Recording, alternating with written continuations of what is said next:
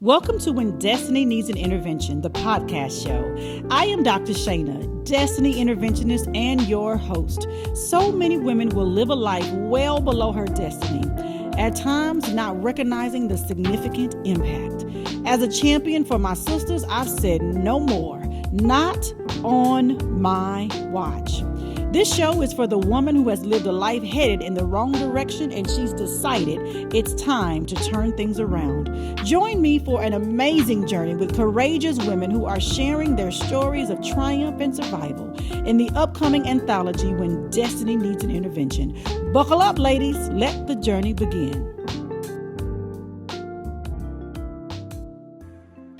Hello and welcome to When Destiny Needs an Intervention. Make this life your best life. I am Dr. Shayna D. Lewis, your host, and with me is Jeanette Wright, one of the co-authors in this best-selling project. Welcome, Jeanette. Oh, well, thank you for having me. I'm excited. Absolutely. Oh, very excited. First, let me say congratulations for being in this project. This is a big deal. Yes, it is. It really is. It is major. So today, Jeanette, we're going to spill just a little bit of tea. We're not going to give them all of the things. We're going to give them just a little bit, okay? All right. So let's just start with the title of this project, When Destiny Needs an Intervention. What does that mean to you? Well, when destiny needs an intervention, it's intervening, as it says. You know, it really defines itself, a go-between.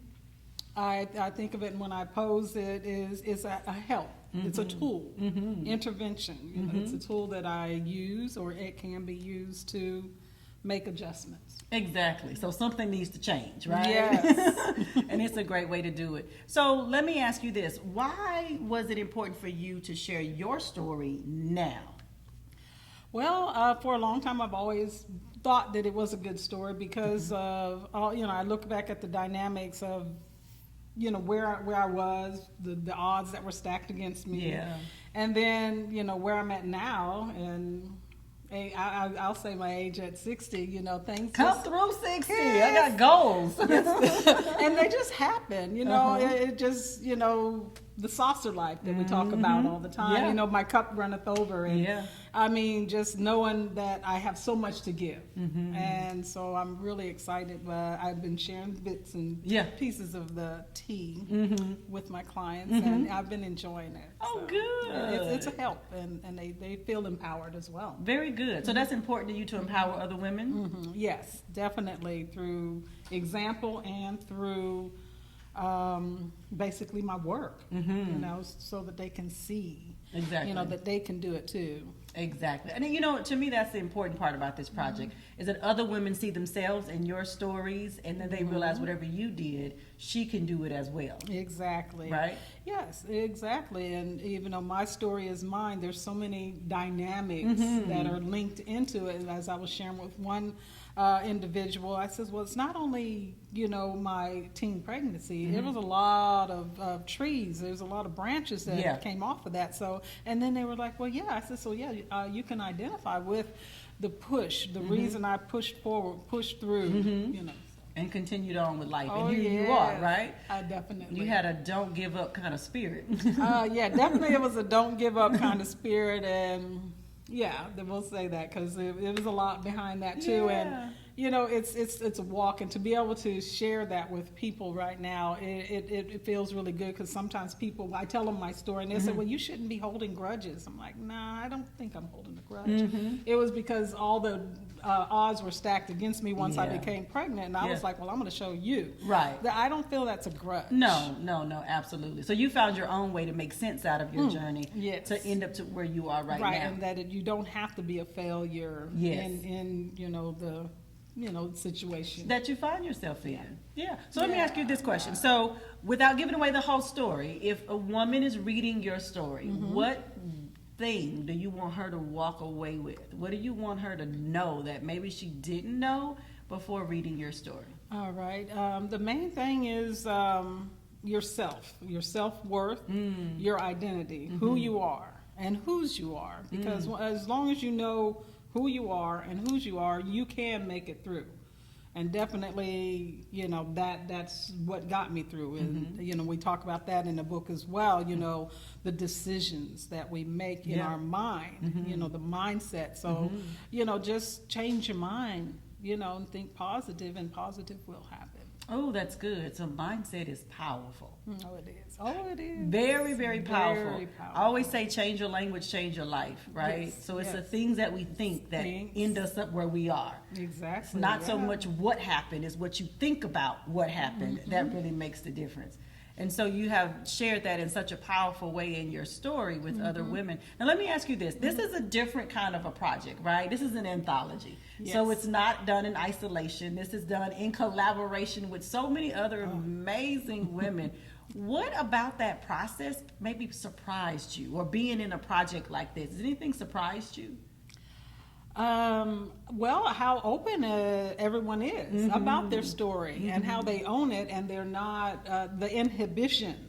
Is just thrown out the window. We open up and we work off of each other's strengths, and we could maybe say the weaknesses that we have endured. So definitely it has just set it off. I'm very excited, happy, and pleased that I allowed myself to get outside of that box. Yes, I've heard a lot about boxes that women can put themselves in that keep them from moving forward or trying something new or doing something they may be afraid of. And sounds like it's important to you not to live in one. Yes, it is. And I've always kind of been outside of the box, but since working on this project, I didn't realize that I was in a box. Oh, so okay. So that was my silent aha moment. It's like, I really am in one, because I'm all of this, but at the same time, I had myself in a box. Wow. I had myself in a box, and I mean, it's a release. Relax. And, I'm able to relate. Now myself, even with myself, to give it away. So, I love that. Relax, relate, release. Listen, we all need a little bit of that in our lives, but not in a box. We need to do it outside of the box. And you said earlier, part of not living in that box is knowing who you are and whose you are. Exactly. So this journey for you also is a very spiritual one, would you say? Yes, it is definitely a spiritual journey. At the same time, within the book, you'll read and understand that, it talks about what you think. And then, we know what our minds tell us. And we have to be able to recognize, what is and what is not. And that's another point, because at a young age, and how was I to be able to figure all this out at that age, and it had to be nothing but that higher power, the higher being, and we listened to that, and I did, and so I, that's another takeaway, just listen to the right one. It's hard. It's not an easy task to do. And that's good that you share that, because some could say, well, you saying this is easy? No, you're not. You just said it's not easy. Life is not easy all the time. No, it's not. But when you do make the choices that are good for you, right, and you listen to the right sources, that kind of thing, it actually can move you forward instead of sending you backwards into a negative place. Sounds right. And also with that is not beating yourself up for the bad choices, because I had a lot of manipulative tips. What you say, Jeanette? I made a lot of things happen. And they all turned out for good because of the fact that I made a bad choice here, so I got to keep moving forward. Right. I couldn't do lateral. Right. I had to go forward. And so, definitely that spiritual, that being, that presence within myself that you have to allow it.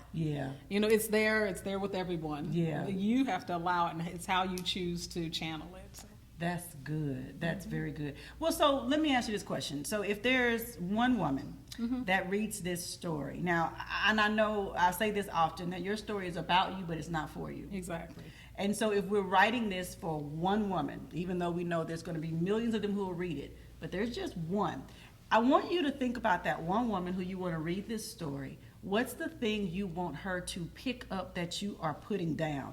What do you want her to pick up, put in her pocketbook, carry with her for the rest of her life, that is absolutely going to make a tremendous difference in what happens in her trajectory? What's that one thing you want her to pick up? Well, the word listening and hearing is success. You know, that one word is, you know, we all want to be successful. Sure. But to achieve success, you know, you have to feel. It's a feeling. It's an action. And I, you know, and that would be one that I really would want someone to take away, because if you're happy with the decisions you made, good or bad, you know, you're able to move forward. You know, and do the things that you desire, you know, to do in life, and they do and will happen. So, you know, just you can be successful or just being successful. So that's definitely something that I would want someone, and I believe it's in there, you know, in my story, you know, about that, just succeeding against all odds. Against all odds, in the face of adversity, in the face of opposition, in the face of manipulation, in the face of whatever the enemy has decided to throw up as a barrier, in its face. And I heard you say this earlier, Jeanette. I wanted to circle back to, because I think it's something that's powerful. You talked about, you know, women not beating themselves up for choices that they made or decisions that they made that maybe, you know, later in life look back like, oh gosh, why did I do that? I wish I hadn't have. But understanding that, okay, that's done. It's part of the process. What did I learn from it? How can I grow from it? It's not the end of me, because I'm still here. Yes. And it means you still have an opportunity in time to change or shift or do whatever else it is that you need to do. Would you agree with that? I agree with all of that, exactly, in that order, or even in that disorder. All of that, definitely, because if you don't feel that way, then you can't move forward. You know, I mean, like I said, I've made some detrimental choices, and even faced, you know, sharing my journey with family and friends, you know, and there's one part, you know, it's like, well, you know, you think you know me, you know, but you really don't know me, you know. So I shared that, and you know, one person kind of looked at me and it's like, okay, well, what else is there to know?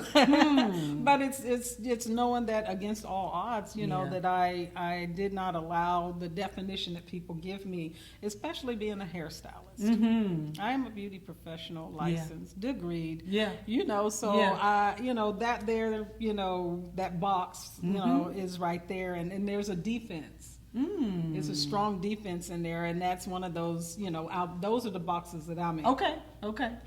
You know, defending. You know, myself, my profession. Because you know, like I said, it's choices that we make. And, you know, this one was made for me. It was in a very profound, beautiful way that we now see, right? Because the thing is, we don't always know when we're going through something where it's going to end up. Exactly. You can't see it then. You can't. And accepting it and allowing it to happen. Right. And fighting it and trying to do something else will hold you back. And, you know, acceptance of where you're at now, and it's your now. I love it. So there's so much meat in what you have to share, Jeanette, and I am so hopeful, and I look forward to women hearing your story, reading your story, and gleaning some light from you.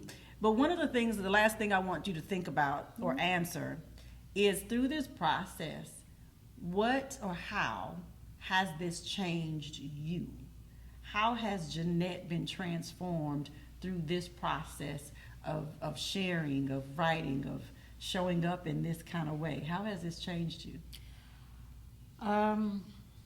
Being happy, content with who I am, the decisions that I've had made, you know, and putting it in writing.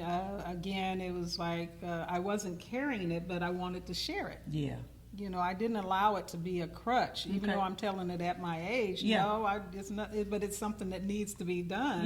And again, my walk in life is now. I've always thought about writing it, but right now is it. And so therefore, you know, being where I'm at now and doing the things that I'm doing with this anthology, it's peace. I guess you could say peace only because it's here now. And so therefore it's like a bucket list. And you get to mark it off because you did it. It's done. Very successfully, beautifully done. And I cannot wait for the world to see it, hear it, and just know more. And you said earlier, folks are like, oh, I don't know something about you. You don't know everything about Jeanette Wright.